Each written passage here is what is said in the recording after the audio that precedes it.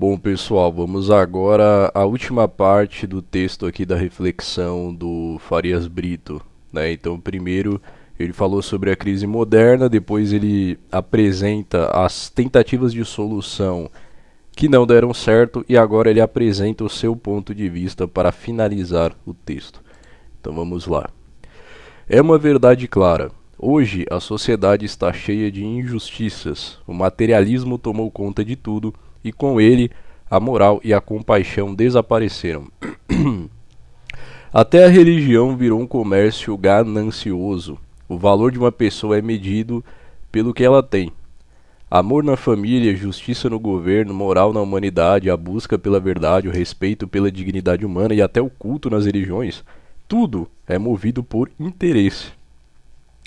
A sociedade se dividiu em dois grupos. De um lado, poucos ricos que acumulam fortunas enormes e não precisam trabalhar. De outro, a maioria, que trabalha como máquinas para sobreviver sem tempo para apreciar a natureza ou a arte, ficando insensíveis, quase como animais. Alguns nem encontram trabalho e acabam virando ladrões ou morrendo de fome. Mas o natural seria que todos tivessem o suficiente para viver. É preciso uma reforma para garantir a todos, como querem os socialistas, o pão de cada dia. Só que isso deve ser feito por uma grande ideia moral, algo capaz de transformar o mundo. Os socialistas não entendem isso. Eles dizem: o homem precisa comer, mas o pão está com os ricos que não querem dividi-lo. Então, temos que tomá-lo à força. Isso faz sentido dentro da lógica deles, que é baseada no interesse, no materialismo. O interesse explica a luta pela comida, né? Por comida, mas não justifica transformar o interesse no principal guia da moral. É preciso pensar mais fundo, entender o que realmente significa ser humano. Não basta cada um querer sua parte no banquete da vida. Fazer guerra contra os ricos não resolve. É preciso mostrar aos ricos que quem tem muito deve se importar com quem não tem nada. Que acumular demais é errado até para quem possui, porque o excesso pode destruir a própria vida. Fortunas gigantes como 80 milhões são absurdas. Ninguém consegue gastar tanto, mesmo vivendo um século. Enquanto isso, nas grandes cidades, pessoas morrem de fome, o que é uma vergonha para a civilização.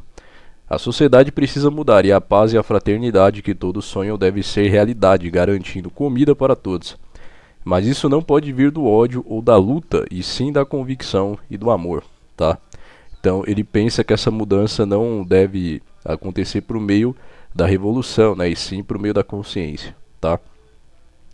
O socialismo científico acerta ao criticar a sociedade atual, mas falta a ele um ideal forte, capaz de unir a humanidade como um só corpo. Sem isso, vira apenas uma luta por comida como se fosse coisa de animais. Homens devem lutar por ideias. É justo trabalhar para que ninguém passe fome, mas transformar a vida em uma briga de lobos famintos não faz sentido. A questão precisa ser resolvida, mas o interesse sozinho não basta. É preciso recuperar a moral da humanidade. O interesse separa as pessoas. Só uma grande ideia moral pode uni-las. As lutas mais intensas acontecem por ideias opostas, mas quando há harmonia, a sociedade melhora. Já o interesse, quando é o mesmo para todos, cria conflitos. Não há nada mais cruel que a disputa pelo mesmo objeto.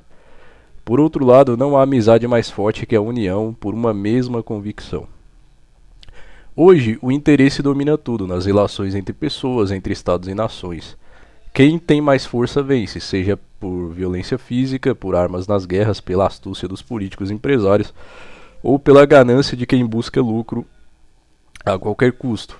O interesse anda junto com a força, e o resultado é o que vemos, uma sociedade onde todos tentam enganar uns aos outros, né? O famoso ri-ri vantagem.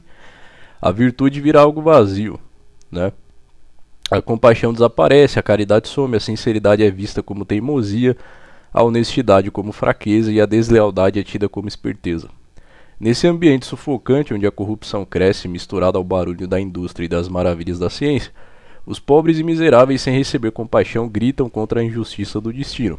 A luta fica mais cruel, os interesses opostos se chocam com mais força e a moral perde espaço, transformando o homem em um lobo do homem, como dizia Hobbes, tá? Esse cenário sombrio preocupa os pensadores, enquanto a maioria sente medo, como se um grande perigo estivesse chegando para destruir a civilização. Parece que o chão está sumindo sob nossos pés. Mesmo assim, os que estão no poder continuam dizendo que isso é só o cansaço da civilização em ação. Mas a confusão aumenta, os descontentes crescem e o vento da revolução sopra forte. Quando o interesse é o único critério e a corrupção domina tudo, o lema é vença quem puder. Para muitos, a vitória do mais forte, como diz a teoria de Darwin, traz o progresso.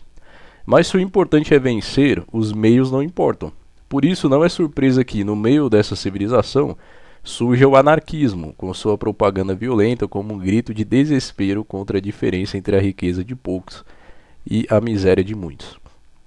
O anarquista russo Bakunin dizia que a ação socialista deve ser revolucionária, que é preciso destruir tudo, Estado, igreja, tribunais, bancos, universidades, exército, polícia, porque são fortalezas dos ricos contra os pobres.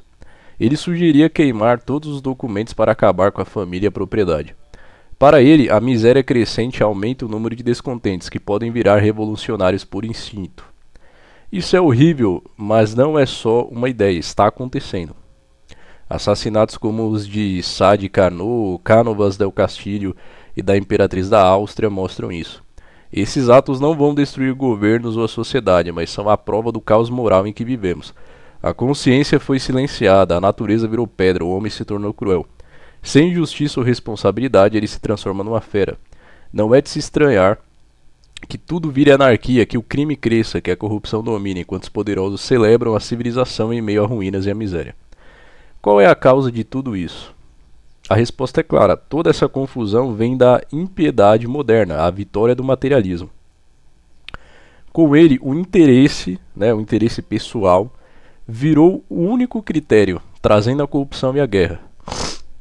As religiões antigas morreram com a invenção da imprensa, que levou à Renascença, à Reforma protestante e ao livre pensamento. A Revolução abalou a autoridade da Igreja e o materialismo tomou conta. Esse foi o caminho dos fatos e o resultado é o que vemos hoje. A situação da humanidade é grave e a única solução é uma reforma profunda, baseada numa nova religião, alinhada com a ciência, mas que atenda às necessidades da alma. Os socialistas acham que a questão social deve ser resolvida pela política, com base no interesse. Eu acredito que ela deve ser resolvida religiosamente, por uma grande ideia moral. Essa ideia deve vir da filosofia, que pode superar as dificuldades do mundo atual. Foi por essa convicção que decidi escrever essa obra, trazendo minha pequena contribuição para o futuro. Tá? Então essa é a reflexão aqui do Farias Brito. Ele diz que a única forma da gente combater essa sociedade que a gente tem hoje, onde tudo é interesse pessoal, tudo é materialismo, é uma religião, tá? Que esteja alinhada com a ciência e com as necessidades, né, da alma. Ok? E que as pessoas têm que se unir por meio dessa religião, tá? Ele não deixa claro qual é essa religião. O integralismo, ele pega essa ideia aqui e eles criam aquela doutrina integralista, né? Que a doutrina social da igreja deveria ser essa religião, tá? Vocês sabem a minha posição, eu acredito que o noahidismo seja essa religião, tá? Porque realmente é uma religião baseada na moral, ok? Então, a minha filosofia política é essa. Eu acredito que, eu concordo com Farias Brito, tá? Mas eu acredito que essa religião para combater esse materialismo são as leis de Deus, é o noahidismo, ok? Então essa é a reflexão aqui do Farias Brito.